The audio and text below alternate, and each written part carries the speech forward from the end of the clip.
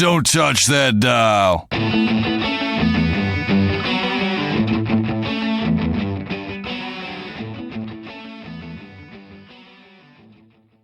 Welcome back to the Behind the Bits podcast, where my guest and I talk serious about stand-up comedy. We're at episode 9, and my guest is Greg Schwem. He is a corporate comedian from Chicago, Illinois, and he's a heavy-hitter corporate comedian that's worked for McDonald's, Hyatt Hotels, Cisco. He's done shows for almost all the big corporate names you could think of. So he's been very successful at that, and the nice thing about Greg is he started out as a regular old comic, just like all of us are. I think that corporate comedy is a viable option for some of us, and this is a great episode for anybody who would like to explore that or find out what it's all about. I wanted to quickly mention Greg's YouTube channel, A Comedian Crashes Your Pad. It's a really cool channel where he videos his stays at Airbnbs all over the country where he's doing shows. It's a little bit of history. It's a little bit of interacting with the host and a little bit of human-to-human contact that's not scripted.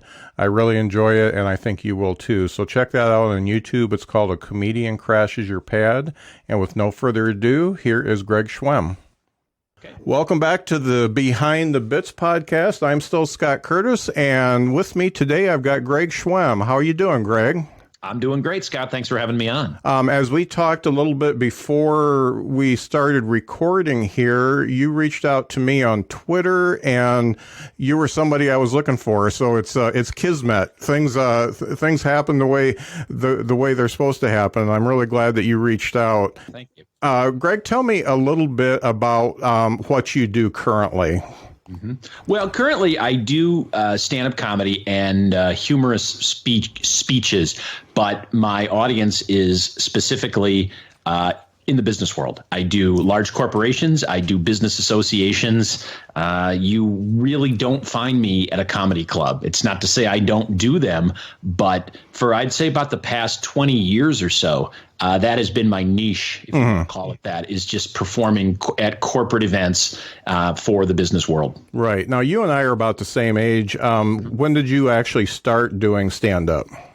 I started about in 1989. Okay. I was a TV news reporter in Florida and did stand up on the side. It's something I'd been doing since college, just as a hobby. But it became more than a hobby while I was working as a journalist. And eventually I decided I liked making people laugh more than depressing them. So it was kind of weird because there were days I was doing both. I was doing really serious hard news stories. And then 6 o'clock and roll around and my piece would be on TV and I'd be done for the day and I'd go to the comedy club 2 hours later.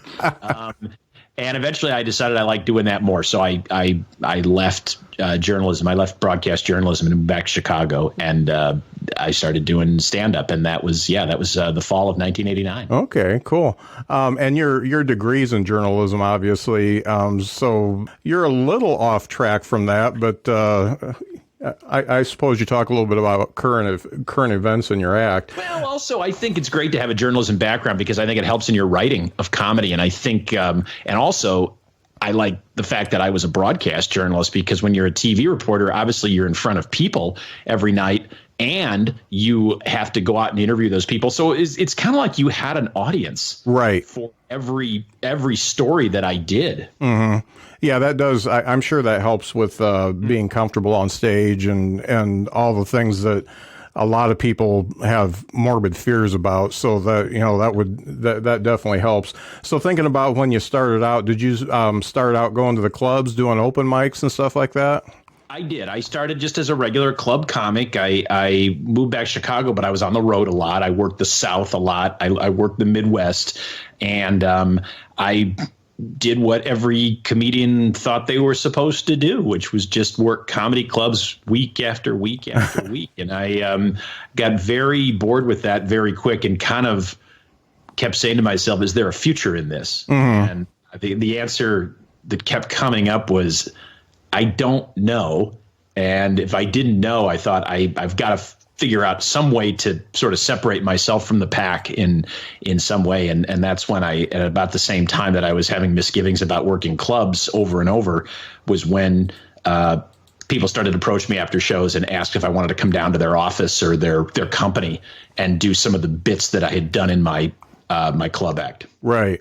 And you've done some pretty heavy hitters as far as corporate comedy. I mean, I saw Cisco in there, IBM, Hyatt, United Airlines. I mean, you're not just doing mom and pop's Elkhart trailer business. You're not doing the Christmas party. Yeah. where I take the DJ's microphone for 45 minutes. Right. And that's been it's been very gratifying. But yeah, as I started to do more and learn how to market myself and realize that even these big corporations wanted to laugh and needed that break in their meeting or their 3-day conference or so forth. I just kind of put my foot in the door and things escalated. So obviously you had to make some sort of a decision and a transition. How long did it take you to say, okay, I'm doing the clubs now and making somewhat of a living, but I want to get into the corporate stuff? How long did it take you to turn that around before you felt like the corporate stuff was a comfortable way of life and way of making a living for you? Right. I think that's a great question. I think it was probably about a year, because when you first of all, to do comedy in a corporate environment, you can't just take your club act and bring it into a morning conference and go on at 9 a.m., which I do a lot. And it really, it's a learning curve and can be kind of a rough learning curve too. And a lot of comedians who have tried corporate events, they go, well, these people just don't get me, or that didn't work, or they sucked, or they just didn't laugh or anything. Well, you got to do it more than once to kind of feel them out. So I just realized after a few shows that I just thought to myself, I really feel comfortable in front of these people, and I like making them laugh about what they do and doing jokes that if you did them in a comedy club setting, people wouldn't get them. Right. You can't do jokes about Microsoft's new software, so forth in a nightclub. But if you do it in front of a bunch of Microsoft engineers, they're going to think that's really funny. Yeah. But I had to learn how to customize and how to.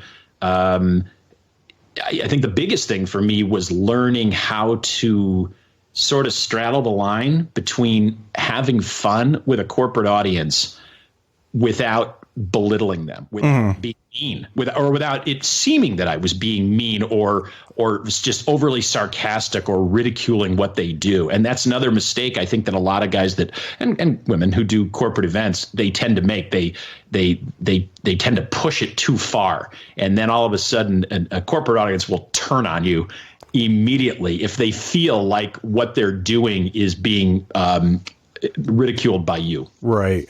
I mean, especially like in, if you were doing Cisco and they just had a lot of their routers recalled or something like that, and you bring that up. Or layoffs. Yeah. Like that. I mean, there are certain topics you don't go to. And I've worked for companies that have said to me, it's okay. They've said, we can take a joke, don't push it. We realized, like you said, we just had a lot of our routers recalled and it made the news. If you want to do a joke or two about how we're trying to recover from that, that's fine. But don't do 10 minutes. Right. Because then we're going to get annoyed. Right. I would imagine that with doing corporate comedy, you've probably got a core set of bits that you do, but you have to do a little bit of investigation, a little bit of research into that company so that you can make it work for them. Yes, absolutely. Yeah, you hit the nail on the head. I can't come out and do, I can't write a different hour show for every group that I'm working for. I just can't do that. But my whole MO, if you want to call it that, is to research them enough and write enough custom material just so they know that I'm not doing a canned presentation. Right. And that they really appreciate that. I'll give you a great example. I'm doing a show in about a week in Traverse City, Michigan for the Michigan Health and Hospital Association. So I got on some of their social media feeds and I read some of their press releases, and I found out that there was a lawmaker in Michigan who has proposed a bill or thrown his support behind a bill that would eliminate they call it surprise billing, surprise medical billing, which I've never heard. I think that's a funny term, because to me, every medical bill you get is a surprise. Oh, yeah. At some point, it might not be, they're going to charge me for these services, but it might be the amount that I was charged for 2 X-rays or something like that. But I didn't realize that existed. So that's what I try to do. So I will write material about that and things that I think are funny, even if my audience, they might go, oh yeah, surprise medical billing. Yeah, we deal with that every day. But what I like to do is show them that there's humor in that kind of thing. Right.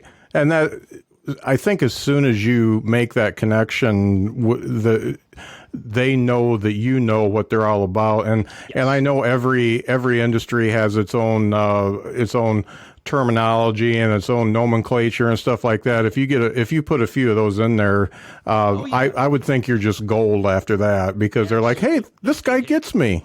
Right. And it doesn't always hit, but if at least they know, and as I said, there's nothing worse than I'm not a big, you can tell when speakers in the corporate sector are doing a speech that they've done over and over and over again, and it really doesn't matter what the audience is or who they are or what they do. Right. And I think that's very phony. And I don't mind, I don't mind being very vocal about that, because I put a lot of extra time in, and I think that's what these audiences want. Yeah, and that's got to work so well for you. So I don't want to back up too much, but so you're doing the corporate gigs and you get good at it, and you're like, okay, I know I'm good at this. You obviously weren't doing Cisco and Hyatt and stuff like that out of the gate. How did you obviously you are probably aggressive about marketing yourself. I mean, from what I'm seeing on your website and stuff like that, you're very good at keeping things up to date. How did you get yourself to a point where you could go up to Cisco and say, hey, I think I'd be a good speaker for your yearly whatever meeting? Well, I mean, I think a lot of times that one great thing about doing corporates is they kind of do some of that work for you, because if you work for these companies, these big companies that have tentacles and branches all over the country, all over the world, once they find out about you, they do tend to talk sometimes, or because if you have a good show and you didn't offend anybody and you didn't tick anybody off and everybody had a good time, well, if you're a meeting planner, that's exactly what you want to hear, because that's one less thing you have to worry about. So I do a lot of marketing, and I have a very good client list, and usually about any company that I either cold call or cold email, I can say, within your industry, I've worked for bang, bang, bang, bang, and bang. I mean, some of them might be their competitors, but it's enough where they say, oh, so he's done shows for the insurance sector or the pharmaceutical sector or so forth. But I think there's nothing I enjoy more than, like, some of my shows are everybody in the audience works for the same company, but a lot of my shows, everybody in the audience works for the same industry, meaning they all work for separate companies. And those are my dream audiences. Yeah, I bet. Association of pharmaceutical companies, because then they all go back to their own company and they go, we just heard this guy at the yearly association meeting and we're having our own event. Why don't we bring him in for that? Those are the audiences I want to go after. That's great. One of the things, I've been just messing around with stand-up for about 5 years because I'm a really late bloomer, but I talk to a lot of young people, and I see them kind of arrive. I see them get to where they could actually do a guest spot. They could maybe do a feature or something like that, but they're scared to ask, and they're scared to get like a professional headshot, get a nice bio or something like that. And that's one of the things I always encourage them to do. I mean, if you're good, then go out and get what you want and what you need. Yeah. And the way you went about it, obviously, I mean, it probably took a while for that word of mouth thing to get started, but you obviously are on a roll now, and that's great. Mm-hmm. Now, one of the things that I wanted to talk about on corporate comedy, I think we discussed before we started recording that I work pretty clean, and obviously in corporate comedy, you got to work clean, and clean is different for a lot of different companies. Right. No definition. Everybody has their own, and that's something that the definition is getting. I want to say the definition of, well, let's put it this way: the definition of what's offensive is getting broader exponentially. Yeah, just a little bit, and that's a problem. That's something that is really difficult. If everybody wants to laugh now. Don't get me wrong, Scott. Everybody wants to laugh. Everybody thinks it would be a great, at least what I do. Everybody thinks it'd be a great idea to have somebody come in and make their audience laugh. That hasn't gone away. But then they say, okay, however, we have these people and these people and these people, and we have we have people from foreign countries here, and 2/3 of the audience is women, and 1/3 of the audience does over $500,000 in sales with us. All of a sudden they factor in all that, and they start wondering, is this a good idea? And the answer, obviously, that I can give is, of course, it's a great idea if you hire the right person. And I know that sounds incredibly biased, but all I can do is just say, trust me, trust me, doing it for 20 years. But again, I can't, it's becoming very hard to try and outguess or stay ahead of people over what is and is offensive, and what is and is not offensive. And I'm really not sure what the answer to that is, other than, if you continue to just stay very family and focus. I like to look at my audience and think, okay, these are people like me. They're people with kids, for the most part, married people with kids, hardworking people. There's plenty of material about that who are very passionate about their jobs, so you can have some fun with their jobs and so forth. But just I've always stayed away from politics, even before the political climate got so volatile. I'm always been a belief that people, either whether they go to comedy clubs or they see a comedian in any kind of setting, they want to get away from that. Right. And I when I sit down to write and script out my show and my set list, I'm always looking at my material thinking, okay, do they want to hear about this topic, or would it be better? I might have some really funny jokes about it that I think are hilarious, but does the audience really want to hear that? I think people just want to be entertained. Right.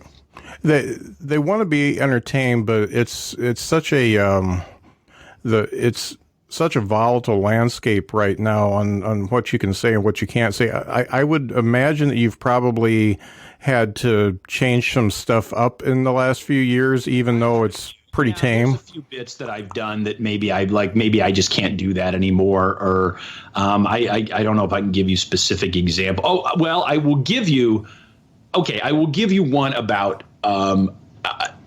I thought this was funny, right? Okay. And again, I'm bringing President Trump into this. It's not a question of whether I do or I don't like President Trump. That's not important in the context of this example. But right after he was elected, I thought it would be funny to, in the middle of my presentation, I use multimedia in my presentation. I use video and I use audio and all that kind of stuff. So I thought it would be funny to about 15 minutes in, the audience would hear a bong and a ding sound, and I go, oh, you know what that means? I go, President Trump can't be here today, but he's live tweeting this show. So every time you hear that sound, that means that the president has just tweeted about it. And then there's usually a video screen in the back. So I'd go, let's go to the president's live Twitter feed. And I had mocked up a fake tweet from the president, from his account. You can Photoshop and things like that. And it'd always be something about me. It'd be like, so far haven't laughed once, comedian, hashtag loser, And why isn't this event in a Trump hotel? Nothing about them, just mostly self-deprecating towards me. Right. And that was funny for about 2 weeks. Yeah. And then I just finally had to stop. Yeah. And people were just the minute the name was mentioned, they didn't even let me. People these days, they don't even let you finish the joke. If they hear something, and this is bad because this really makes this is a struggle that comedians have, is that people now form judgments about what you're going to say before you say it. They'll hear a word like a buzzword that they think, oh, no, he can't talk about that. Well, wait until you hear the whole context and then form your opinion. But unfortunately, people don't do that anymore. Right. And there's nothing I can do about it. So it's best just not to bring up those words. Right. It's funny. I went through that. Like I said, my act is pretty clean, but I've got a joke that I've since taken out, and it may come back. But I've been with my wife for 37 years, so I talk about how I was able to keep that up, and I talk about how I'm a different kind of guy. I don't get into sports. I don't get into working on my car. What I really like to do is lay in bed and watch Project Runway with my wife, and there's more to it. But the first time I did it, I said, so the reason why we stayed together so long is I'm my wife's gay roommate. And okay, there you go. Yeah. But I did that, and a gay guy came up to me and said that was great. That was the best joke. So I did it again, and I just, instead of saying my gay roommate, I just said I'm gay. And I got an email from somebody saying, you may not know this, but the way that joke came off was you were making fun of gay people. And it was longer than that, but I'm like, I definitely don't have the intention of pissing anybody off. And but you don't get you're not allowed to you're not allowed to give your side. Right. I will tell you right now, in a corporate environment, if I did that, if I bang. So the reason my wife and I have stayed together for 37 years is I figured out I'm her gay roommate. The show would crash and burn. Yeah.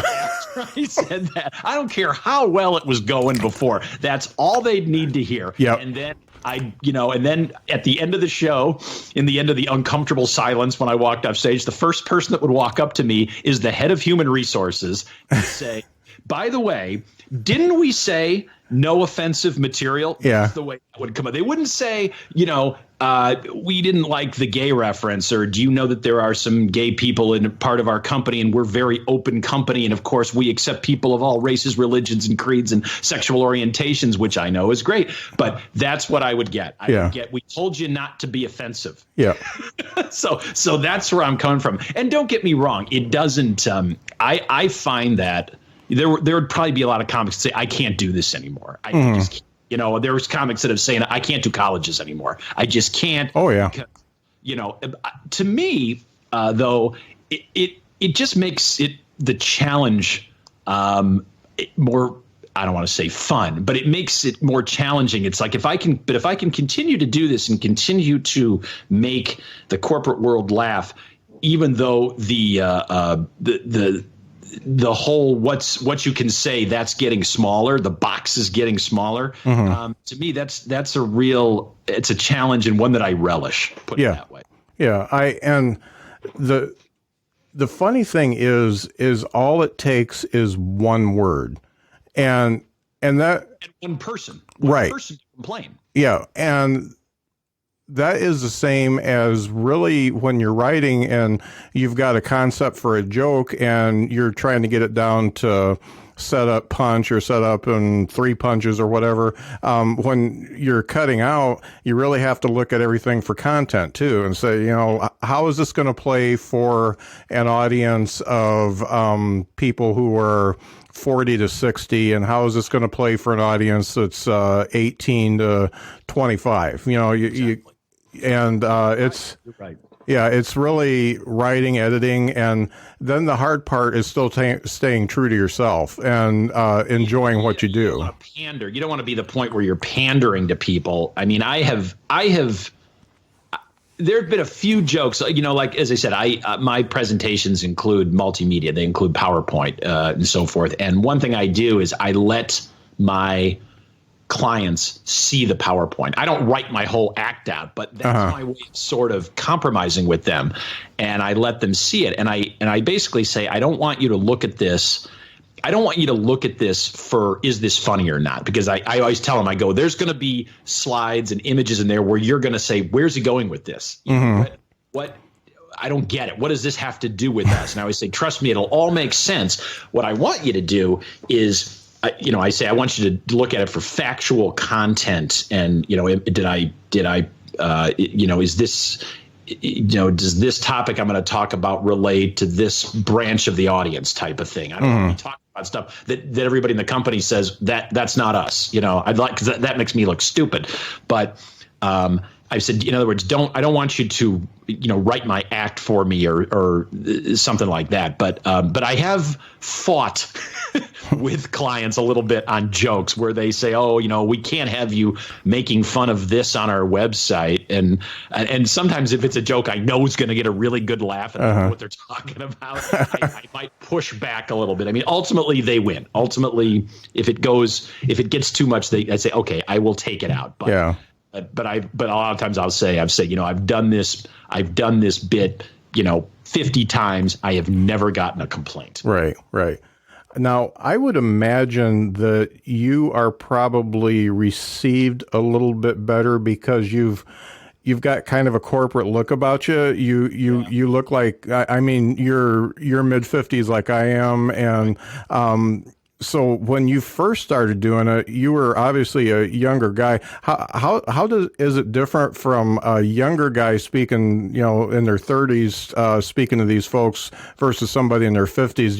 Do you think it comes across a little different? A little bit, yeah. I mean, the trend now I see. I always ask, what's the attire? What's the attire for the event? 9 times out of 10, it's business casual, and to me, business casual means a sport coat with an open collared shirt. Right. Tie. That's what to me business casual means. Now, guys in their 20s and 30s means, okay, so my hair can be in a bun and all my tattoos can be showing. I'll just wear a short sleeve shirt and a pair of black jeans. I don't know. I mean, again, I'm not one to judge what other people. I've never had.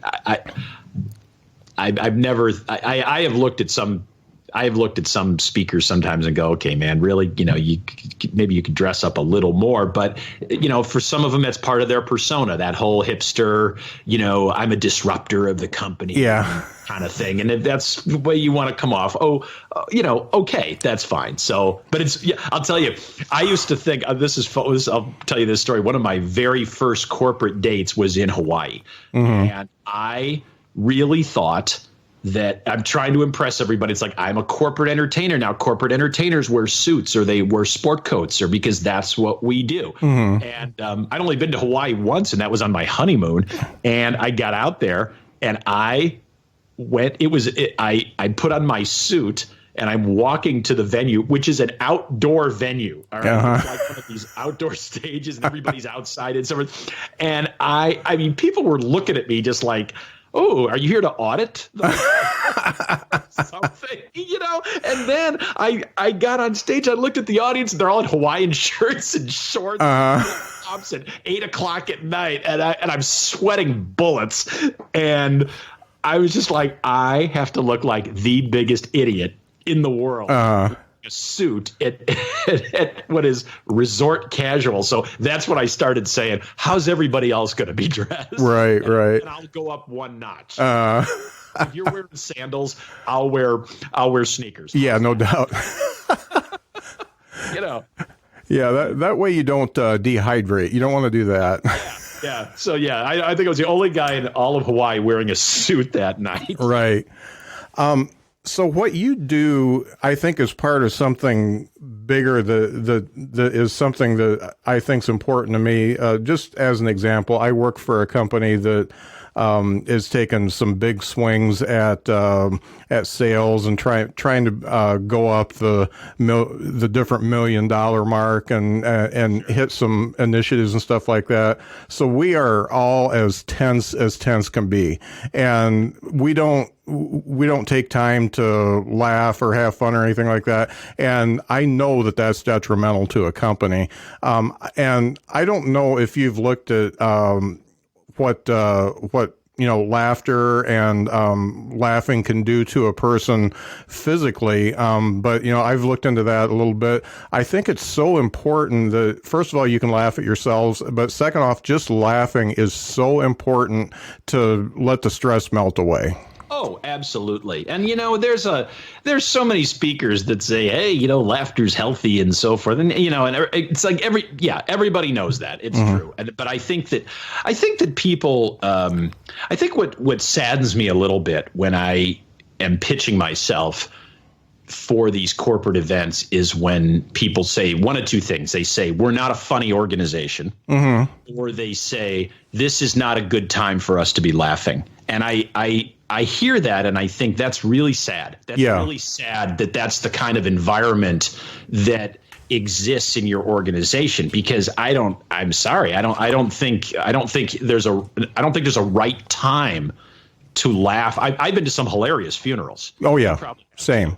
Right. And people, you know how humor can cut the sadness or anything like that. There's nothing better than a great wedding speech too. I mean, there's some bad ones, but there's nothing better than a really good one to kind of pull everybody in. And so when people say that, or they say, well, we just, we had a bad year and we finished in the red and so forth, we won't be laughing. Well, okay, so let me come in and say this year's going to be better, and we can laugh at our mistakes and so forth. And we can, I'm not going to come in and go, wow, down 2 million. That's hilarious. Yeah.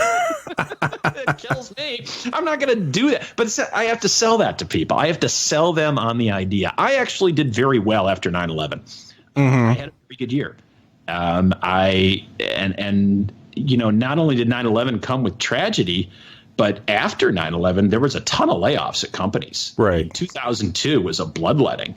And I have always done pretty well in recessionary times, but I've had to sell that. I've had to let people know that, so for what that's worth. Yeah. I just really think that, the hour that a company would spend laughing at you or laughing at themselves is just super important. And I think those ones that say that we're not at a point now where we should be laughing, that's exactly the point where they should be. Exactly. Right. Yeah. Laughter. I always said laughter works in good times and bad. Times are good. People want to laugh. When times are bad, people need to laugh. Right. Right. Did you ever have, I ask a lot of people this, did you ever have any point in your career where you just wanted to walk away from it? Not for more than about 30 minutes. Okay. Comedy gets in your blood. I mean, I've had bad shows. I mean, we all had bad shows. And where you just say, I just don't know if this is me. But, all you have to do is have a couple of good ones and say, I know I can do this. I might not be able to do it it might not hit every single night. I can walk out there with material and just make an audience just hurt and have them give me a standing ovation. And I can do the exact same act 5 days later and get zip. And that's the amazing thing about comedy. You just never know. There's no hard and fast rule that this is going to work every single time. But again, I think that's what keeps a lot of people going, is that ongoing challenge of throwing it all out there and seeing if you can make this group laugh every night. I mean, for me, I've had some frustrations probably the last couple of years, because I look out and more people are on their phones. Yeah. And that's not something I can control. I can't go out there at the beginning saying, by the way, everybody better put their phones away because now I'm the bad guy. I mean, nobody puts their phones away on planes when they say, turn off your phones. Right. They're not going to turn them off for me. And that bothers me because, again, I'm going out there to give people a break from the emails and the texts. And and it's like, can you just maybe hold off for 45 minutes? Yeah. And if you absolutely have to take the call, go out. But I've had people come in, walk into the showroom where I'm going to be, the meeting room, with an open laptop. They had it in their hand, and they sit at the very end of the table, so there's an outlet nearby. And I seriously want to walk up to these people and go, if what you're working on is that important, you should go to your hotel room. Yeah, no doubt. Yeah. Benefit both of us. You won't be distracted by me, and I won't have to look at you. Right. I'm trying to make people laugh. One of the things I wanted to ask is, doing what you do, what is your travel schedule like, and how often are you home? Yeah, I think people think that what I do, because they look at the list of companies I work for, and they look to the places I work for, and they think, wow, you must never be home. One of the reasons I got into doing corporates is the hours and the schedule are actually much better. I mean, yes, I fly out, but I'm home the next day. When you do clubs, you were gone for 4 or 5 days. You always worked nights. You always worked weekends. I rarely do that.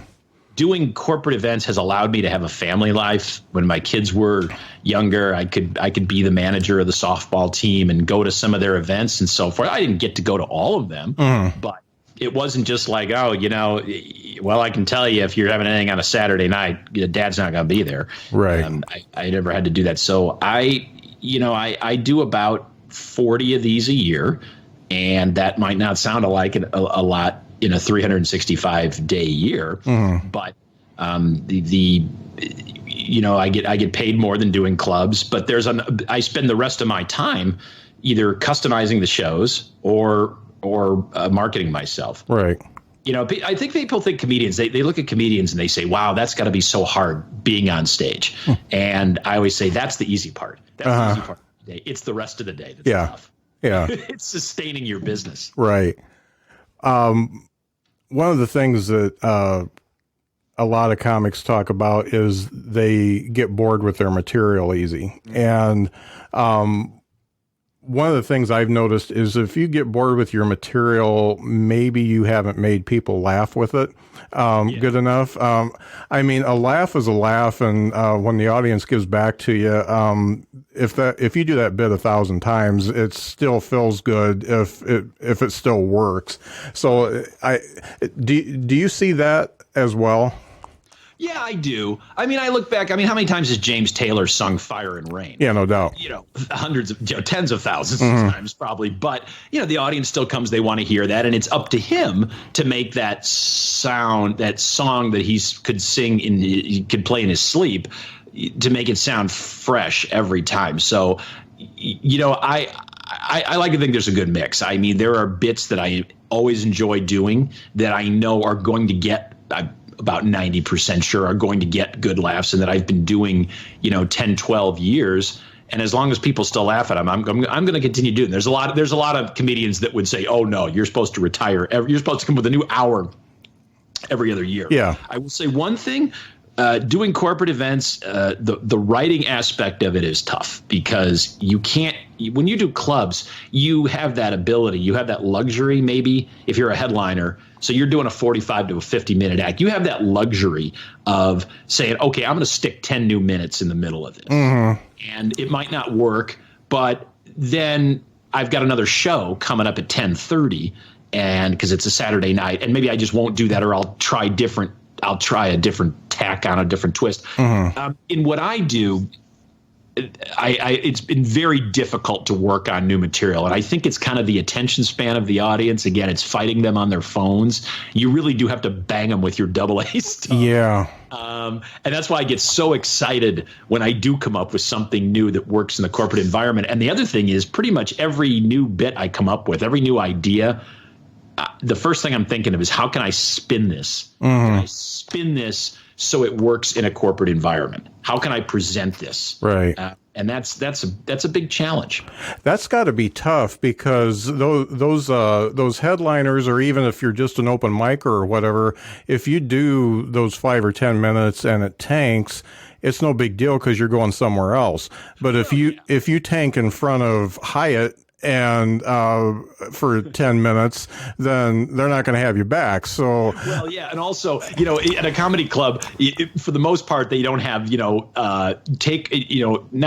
that the show's over. I mean, I know some say, "What did you think of the show?" But I mean, I have very, very people who go to conferences. They send out very, very specific, lengthy, what did you think of the conference that they all want them to fill out, and people will share, and a lot of times companies will share that with me.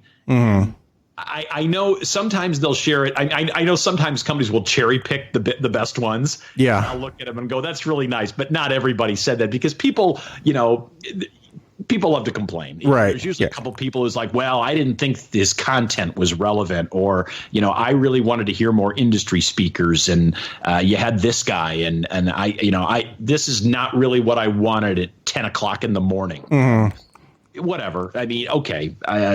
If there's nothing I can do about it. They put me on at 10 o'clock in the morning. I didn't have a say in that. But yeah, you are right. The stakes, I think, are a lot higher when you do corporate events than they are when you do clubs in terms of how it's going to be perceived. I mean, people talk, and again, you don't want to be that guy. You don't want to go up in front of a huge corporation that I talked about with lots of offices and branch offices and so forth, and lay an egg, because that could be a lot of work that you suddenly didn't get. Right. Before I forget, your disruptor thing is hilarious. Oh, the disruptor. I was a disruptor in 8th grade. Yeah. There's those, if you get on people's LinkedIn profiles now, there's those buzzwords. Oh, yeah. Disruptor. I'm a serial entrepreneur. Oh. Somebody told me once, a guy said, that means you failed multiple times. Mm-hmm. You can't. You keep jumping from one failed venture to the other.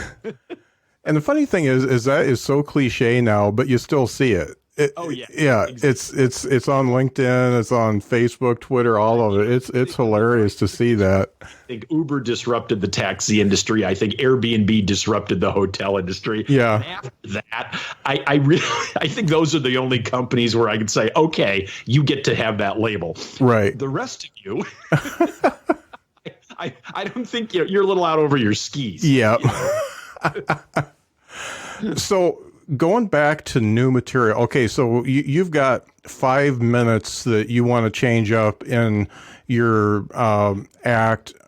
Who do you bounce it off of? Is it like family, or do you have peers that you talk to? A conversation when I'm out socially or so forth, and not, I'm never going to go, hey, I wrote this new joke. What do you think? That's the worst thing you can do. Because now you're not getting that real response. Right. Whoever you say that to is going to say, oh, am I supposed to laugh here, or am I supposed to make him feel good by laughing? Yeah. That's what I always tell new comedians. I go, if you really want to do this, if you want to go to an open mic night, do not invite your friends. Exactly. Anybody that because your friends are going to laugh at anything you say. They're going to laugh at all the wrong places, and at the end, they're going to tell you how great you were when you probably sucked. Yeah. But if you go out in front of strangers, if you bomb and you go home, they don't have to see you, and you don't have to see them. It's over. But if you do well in front of people who have no vested interest in you, you might be onto something. Right. So how do I come with new material? Yeah, I might just sort of slip it into conversation. My wife always knows when I'm trying jokes out on her. I can't get past. But eventually you just have to do it. You just have to get out there and see. And I don't expect it to get a blown away laugh. A lot of times, I have a side gig as I write a every other week humor column for the Chicago Tribune Syndicate. And sometimes when I'm working on material, sometimes I'll write a column about a topic that I want to put into my standup act. So that's kind of my way of writing. And then I'll put it on social media. And a lot of times I'll see how much feedback I get. Right. The more feedback you get, the more it relates to people. I'm toying right now with doing a bit on if you if you ever are just so sick of technology that you just need a break from technology, you should go visit your neighborhood deli, because a deli is an industry that technology just completely passed. Yeah. It operates the same way as when your grandmother was in line. Exactly. A spool of plastic of paper numbers, and everybody holds one. Yeah. They all wait in line. Nobody comes breezing in with a salami app. I ordered this, and I have frequent kielbasa points and all that crap. That's great. Everybody just waits. Yeah. It's been that way, and then the person slicing it. Yeah. There's no app for that meat slicer. Yeah. 1940s. So that's great. And I'm going to write about that, and then I'm going to try that on stage. Right. One of the things that's important to keep your name out there is obviously the marketing. And I talked about, your marketing is good. I just want to congratulate you. I looked at your blog, and the last blog you put out was February 11th of this year. I can't tell you how many comics I go to their blog page, and the last one was 3 years ago or 6 years ago. And I'm like, just take it down. If you're not going to do it, you put that fresh content up. So obviously you're working all the angles to make sure your name's out there. And it looks like, if you're doing the Tribune, if you're doing that column for the Tribune and the blog and stuff like that, that seems like it probably draws a lot of people that may not have known you before. Yes. Yeah. Yeah, absolutely. You just, these days you just, it's like darts. You just throw a lot of them out there and you see which one hits the bullseye. And I think one of the ways that you have to be successful at this is you just have to continue to develop fresh content, even if it's in areas, am I a big fan of Instagram? No, I don't quite get it. Mm-hmm. I don't quite get Instagram, but I need to be up there, just because you never know. You never know. Who might see something, or who might, I have gotten jobs off of blog posts and articles that I posted on LinkedIn, mm-hmm. something like that. So yeah. And plus it's a great way to take up your day. Oh yeah. I think. Well, and obviously you're writing, so that's a creative process, and the more you do that, the better you get at it. Mm-hmm. That was another thing I was going to ask. Do you have a routine or a schedule for writing? I don't. There are comics that can do that. I mean, I've heard of Jerry Seinfeld says, he gets up and he writes an hour a day on a legal pad. Mm-hmm. I have never been able to do that. Yeah. I cannot sit down and say, I'm going to be funny for the next hour. I try it, and for one reason or other, it just doesn't work for me. I wish it did. I wish it did. And some comics would say, well, you just need to be more disciplined. Well, maybe. In your mind, I do. But what do you do the rest of the day after that hour? So I think I'm very disciplined. Right. I just, to me, when it comes to me, it comes to me. Mm-hmm. It's funny. I heard one guy that was doing the 20-20-20 thing every morning, 20 minutes of meditation, 20 minutes of writing, and 20 minutes of reading. So that got your creative juices going at the beginning of the day. And then I think about getting up an extra hour early to do that kind of stuff. And it's just it's a non-starter for me. So. There you go. Right. Maybe someday, but man, it just, you get tired, especially if you're out till midnight doing a mic or something like that. Yeah, exactly. Yeah. Exactly. I'm not a late night guy. Never have been. I don't know why I picked this profession. So, some guys are like, 2 a.m. That's when I'm at my best. Well, 2 a.m. That's when I'm horizontal. Yeah. My brain shuts off by 2 a.m. That's another reason. I love doing morning shows. I love doing shows. I would have been great in Branson. Yeah. I keep threatening my wife with that. We gotta move to Branson, and I can be that breakfast guy. No doubt. The brunch comic. Yeah. But I enjoy those. I enjoy getting up at like 4:30 in the morning and prepping, knowing that I have a presentation to do at 9. Mm-hmm.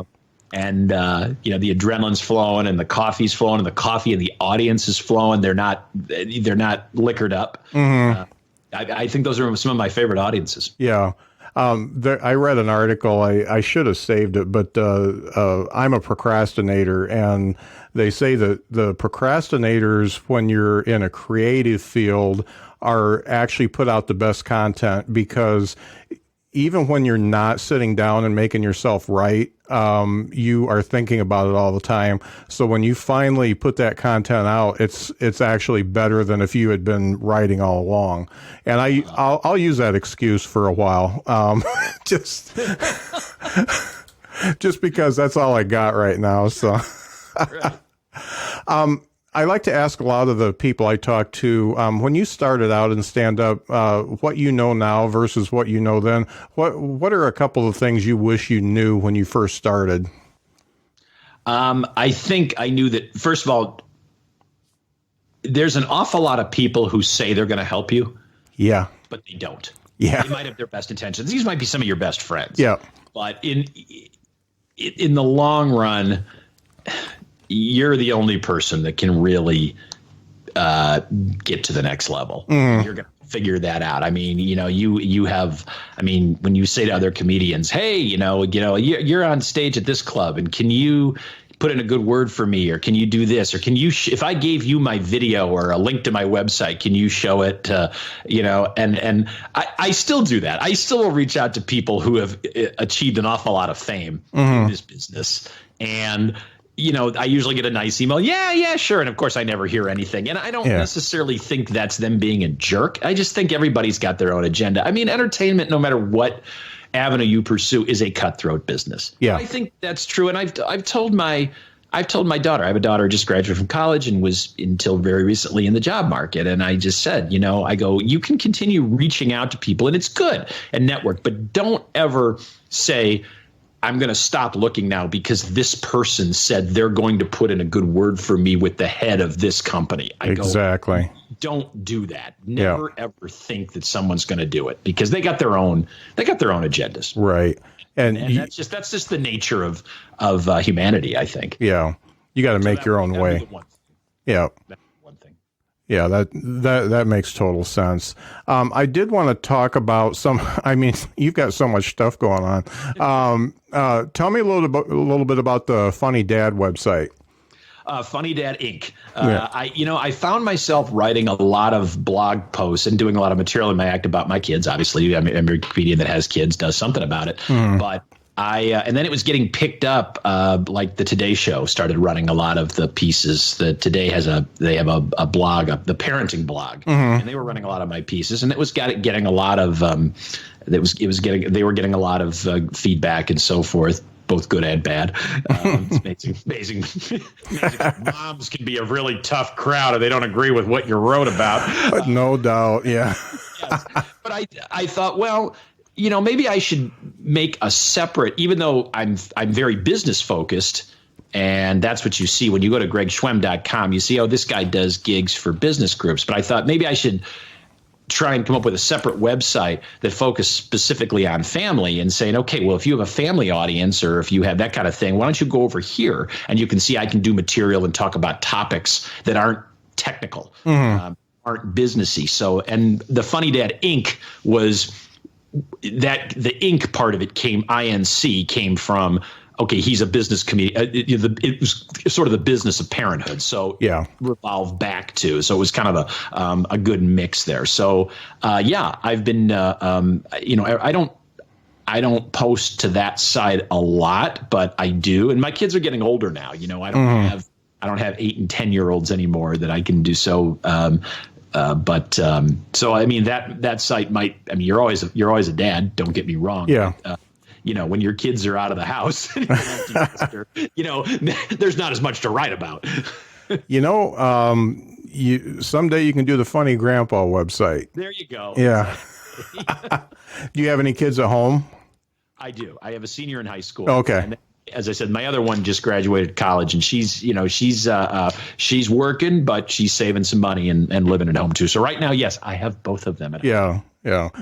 Let me tell you, when the empty nest stuff, Next topic, please. yeah, when the empty nest stuff happens, it's great. But when your one kid moves to Huntsville, Alabama, and your other kid moves to Virginia, just out of D.C., it really kind of sucks because, we'll drive to Huntsville because it's such an easy drive, but it's always a flight to D.C. to see my daughter because it's just, that drive is just not worth it. Yeah, I've got my youngest one is going to college next year in Virginia. So, and that's 13, 14 hours from suburban Chicago. Yeah, so, no doubt. We're already put it this way. We're putting a lot of charges on the Southwest credit card. My wife does that with a miles card for sure. Yeah. And it's good. We use it.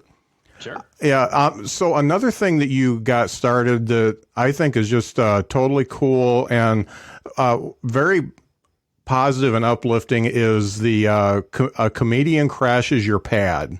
Yes. So first of all, not every comic is going to get into doing little side projects and stuff like that. But when you do, it can really hit for you, and it helps you in all facets. So that's just one thing I wanted to say that, Sure. The podcast I'm doing is helping me reach people that I never would have reached before. So this comedian crashes your pad is just, I think it's just something, if you want to feel good, that's a good place to go to. Can you tell me about that? Yeah, what it is I got very fascinated with the home sharing market, the Airbnbs and people who opened their homes to strangers. And I'm a big believer. You asked me how I write material. I have to be out talking to people. I can't sit in a hotel room or in my office. I can't sit by myself. We covered that in Write Material. I need to have stuff going on around me. I need to be stimulated. And the way to be that is to talk to people. So I also have always wanted to kind of get back into broadcast journalism, maybe not full time, but I did miss the idea of talking to people on camera and getting them to open up. I always thought I was pretty good at that as a broadcast journalist, of being able to go into a strange situation and get people to talk to me on camera who I'd never met before. Right. So I thought, wow, people are opening their homes to strangers. And I thought that's got to be kind of an interesting person who would do that. I couldn't do it. I could not have strangers come into my home unvetted. I can't. Yeah. I mean, I can't even have some of my relatives come into my home. I know that. So, and even that's a struggle. But I thought, as long as I'm on the road and I maybe had an extra day, and had some time, why don't I investigate some of these areas? Because I go to, Scott, I go to big cities, but I go to some small towns too to do these corporate events. They're not always in Orlando and Las Vegas and Phoenix. A lot of them are, but a lot of them are in smaller towns. And so I came up with this idea that I would stay in a home share and find somebody who was willing to be filmed, to be where I could actually sit down with them. I could get a tour of their property on camera and then sit down with them and talk to them about why they do home sharing. And then if there was anything else they wanted to do, hang out with them. Yeah. Hang out with them. Go to their favorite bar or do something that they like to do if they're willing to have me come along. So that's how A Comedian Crashes Your Pad was born, and it's a web series. It is it's picked up a little steam this year. It's on a couple of streaming media services. It's currently being pitched as we speak. Well, actually, I think he's on his way over there right now at a film festival in Berlin. Oh, wow.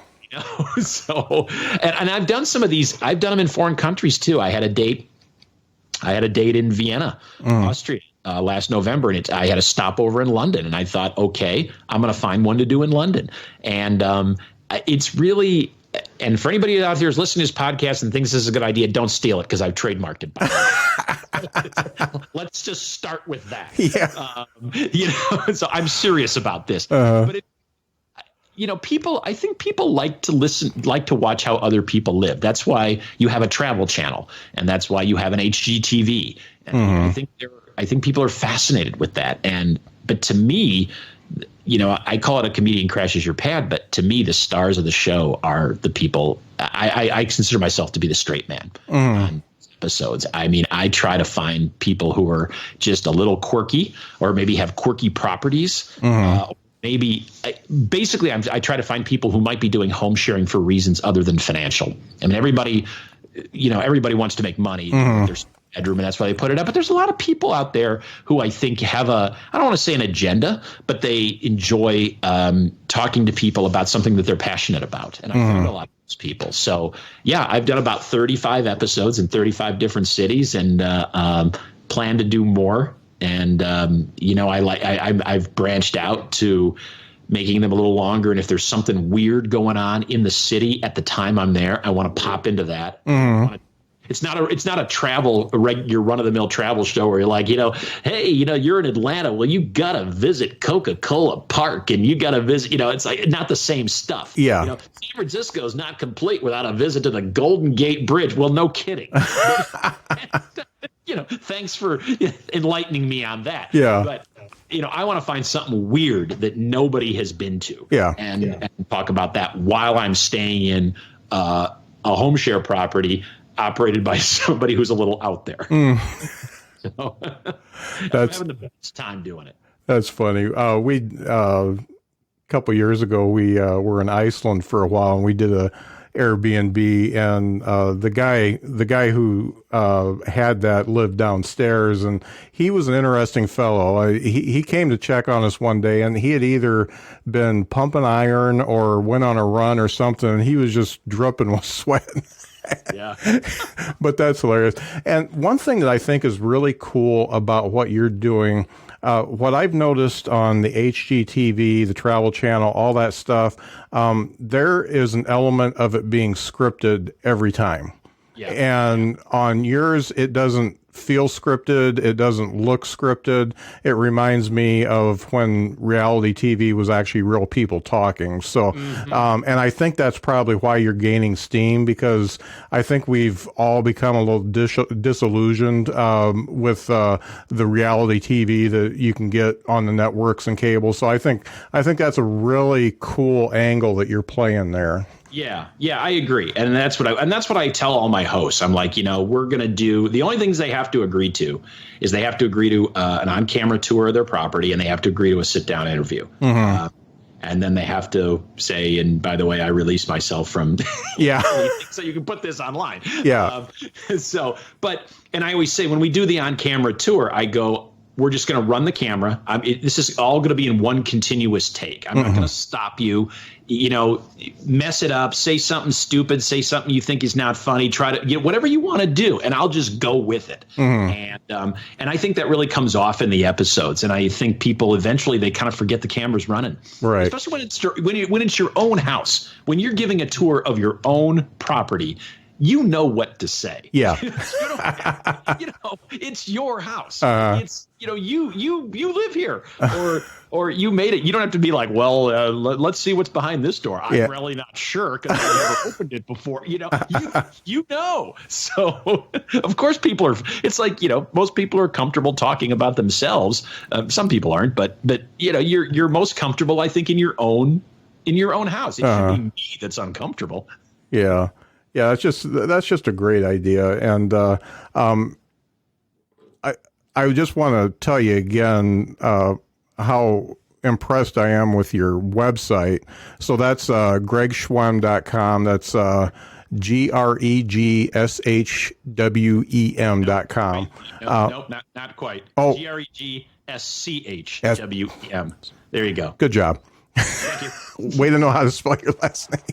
But I mean, I was just totally impressed with it. And when you're doing something like you're doing, it's important to have that. Like I said, the blog is actually current. And I mean, your last entries on the coronavirus, I think that's definitely a trending topic. And but yeah, I just think that's great.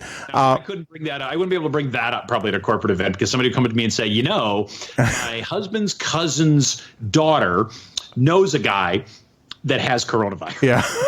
And how come you don't know that? It was it really hit us because, I mean, we're just little rural Indiana folk. And whenever we go to D.C., we have to do a connecting flight to O'Hare. And we got to O'Hare. It was about probably 2 weeks after the whole coronavirus thing came up, and we were just astounded at how many people had face masks on at O'Hare. Exactly. And I was just like, and then I read more into it. I'm like, oh, this is pretty serious, and I think I might get a face mask myself. Right. Yeah. It's kind of hard to write jokes about coronavirus. Yeah. I'm on a few comedy groups that people try, and it just doesn't work. No, not really. Well, see, the tack I took in the article was that I just, I was accused of having it because I sneezed in an elevator. Yeah. And I heard somebody get off the elevator and say, he's probably got coronavirus. Yeah. And, and I was like, okay, the gloves are off, lady. Yeah. That's great. So, Greg, in addition to your website, how can people find you? I would say that would be the best way. I'm on all the social media. If you search Greg Schwem on all the social media links, either Facebook or Twitter, Instagram, you can find me. And if you want to see my pad crashing episodes, if you just go to YouTube and then just search "A Comedian Crashes Your Pad," my channel will come up. Okay. And hopefully there'll be a lot more of that soon. Well, Greg, I really appreciate you talking to me today. This was, corporate comedy and what you do. It's another thing for comics to do. And obviously you've done very well at it. Everybody wants their own Netflix special and stuff like that. But one of the things I've always wanted to get across to people is there is a way to make money being funny without having to be like ultra famous. And Yes, right. It looks like it looks like you're doing very well at that. Well, Greg, thank you so much for being on the show. This has been a great show, and I wish you all the best. Thank you so much for having me on, Scott. Thanks.